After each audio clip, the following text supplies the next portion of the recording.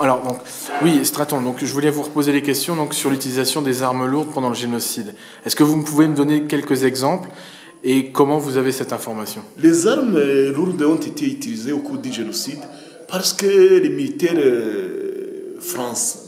les militaires rwandais, en coopération avec les militaires français, ils avaient reçu des armes lourdes. On avait des armes lourdes qu'on utilisait au front, le front du Mutara, le front de Ruhengeri. Je vous citerai quelques sites où ces armes lourdes ont été utilisées pour tuer les gens. Exemple, à Morambi de Gikongoro, lors de massacrer les réfugiés qui étaient à Morambi.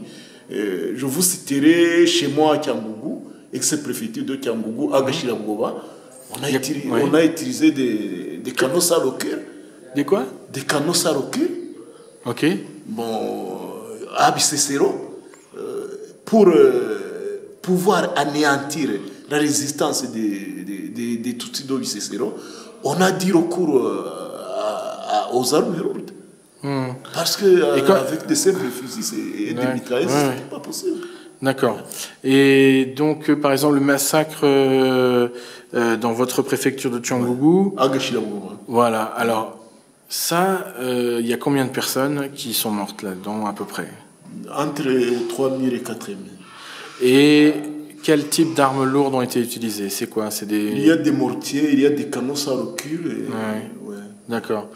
Et alors, Mulambi, Gikongolo, vous confondez pas avec Tianika? C'est vraiment Mulambi que ce soit là où il y a le mémorial, là? Tous ces sites, tous ces grands sites, on a dû utiliser des armes lourdes parce que les Tutsis, quand même, après avoir vu qu'ils étaient agressés, ils ont essayé de résister. Et avec cette résistance, les Hutus qui utilisaient des machettes de l'arme blanche ont dû faire recours à leurs autorités. Et c'est pourquoi nous tenions des réunions de supervision lors du génocide. On se disait, là, il y a une résistance. Que pouvons-nous faire? Il faut faire recours à l'armée, il faut qu'ils amènent des bombes, des armes lourdes, tout ça pour pouvoir anéantir la résistance. Et comment vous êtes au courant pour Mulambi, Gikongolo, des armes lourdes? Vous en avez entendu parler ou Moi, je vous dis que ce n'est pas le fait seulement d'en avoir entendu parler. Nous étions toujours en contact avec les différents échelons, parce que même le gouvernement nous visitait au moment du génocide. Le 2 mai, nous avons été visités par M. Mbangura Daniel, qui était ministre, en tant que représentant du gouvernement. C'est lui qui nous a parlé de l'assaut qui a été mené à Gikongoro, à Tianika et à Morambi, ainsi de suite. À Kadoua aussi ou pas? À Kadoua. Alors les trois, Kadoua. À Kibého. À Kibého. Et puis il y a un autre site aussi, vers Boutaré, à Nyarugouye. Et à gauche, à droite, on a utilisé... Et lui, il vous parlait de l'utilisation d'armes lourdes sur ces sites-là? D'accord. Parce qu'il y avait une résistance, et les militaires ont dû faire recours à l'arme. Et alors, ces armes lourdes, elles sont utilisées donc comment, en fait c'est-à-dire, comment dire? Donc, vous dites qu'en fait, c'est grâce à la coopération militaire française qu'ils ont réussi à manier ces armes lourdes? Avec les informations que j'avais, nous n'avions pas beaucoup d'experts à l'utilisation de l'arme lourde, de l'artillerie lourde. Et puis, comme vous le savez que moi, le Rwanda ne fabrique pas d'armes. Nous avions la livraison de la France. C'était le principal pourvoyeur d'armes aux ex-FAR. Ouais. D'accord. Et donc, ils ont formé des phares à utiliser ces mortiers, ces armes lourdes, etc. Et puis, ils les aidaient aussi sur le front. Je vous ai bien dit, moi je les ai vus lorsqu'il y avait l'attaque de Nyamagumba, j'étais à Kigali, je les ai vus à Nyabugogo avec les camions et les jeeps, avec les armes lourdes démontées pour aller faire l'assaut, pour déloger les militaires d'IFPR qui avaient pris la ville de Ruhengeri. D'accord, ok. Là, je ne doutais pas parce que j'ai vu de mes yeux. Mais alors, les artilleurs français qui sont restés pendant le génocide, est-ce qu'ils n'ont pas servi à quelque chose justement au niveau de l'artillerie? Est-ce qu'ils auraient...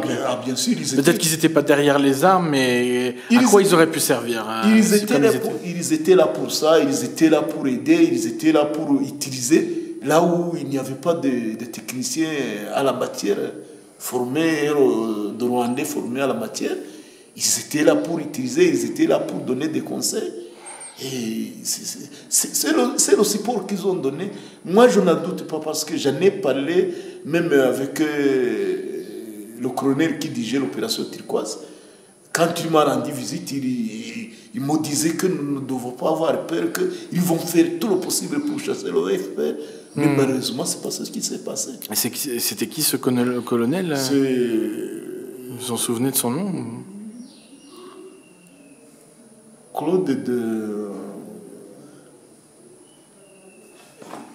Excusez-moi.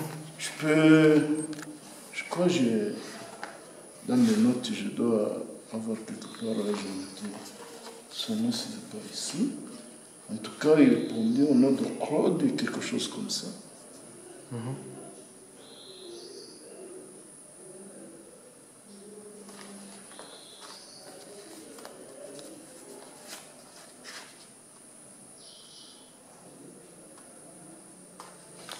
Un colonel du nom de Claude.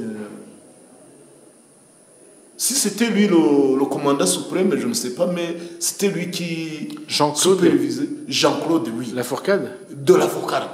Ouais. Ah, ok. Ouais. D'accord. Ouais. C'était lui qui venait, quand il venait, quand même, quand il y a un grand, vous voyez, même les subalternes nous montraient que le responsable, le grand responsable est venu, et surtout il venait quand on tenait les réunions à la préfecture pour tenir des réunions avec les bourgmestres et les hommes politiques et tout ça. Et ça, c'était quand, ça? C'était à quelle date que vous lui avez parlé? Le 27 juin, nous avons tenu une réunion à Kiangou, et puis après, il est venu dans ma commune, en pot de passage comme ça, pour superviser les positions des dossiers militaires. On s'est parlé aussi. Il m'avait réconforté, il m'avait dit qu'ils vont faire tout le possible, que ce soit en fournissant des armes, en fournissant des munitions, que le FPR ne va pas récupérer le pouvoir. Mais malheureusement, ce n'est pas ce qui s'est passé. Ok, merci.